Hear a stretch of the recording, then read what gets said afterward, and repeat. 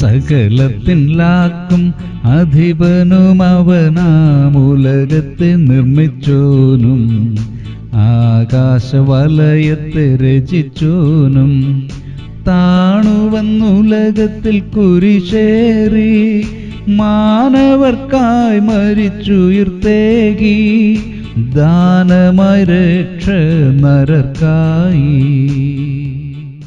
വെളിപ്പാട് 7:10.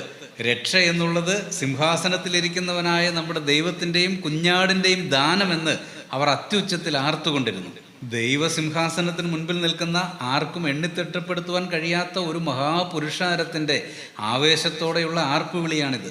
ഇവിടെ രക്ഷ എന്ന പദം എന്താശയമാണ് നമുക്ക് നൽകുന്നത്? 14-ാം വാക്യത്തിൽ അവർ മഹാകഷ്ടത്തിൽ നിന്ന് വന്നവർ എന്ന് കാണുന്നുണ്ട്.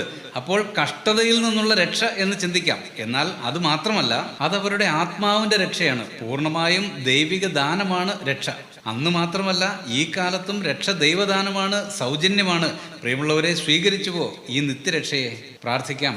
സ്നേഹപിതാവേ, രക്ഷ പ്രാപിക്കാത്ത ഞങ്ങളുടെ പ്രിയ സഹോദരങ്ങളെ ഓർത്ത് പ്രാർത്ഥിക്കുന്നു. അങ്ങ് ദാനമായി നൽകുന്ന ഈ രക്ഷ മനസ്സോടെ സ്വീകരിക്കുവാൻ അവരെയും അങ്ങ് സഹായിക്കണമേ. ക്രിസ്തുയേശുവിൻ്റെ ധന്യനാമത്തിൽ തന്നെ. ആമേൻ.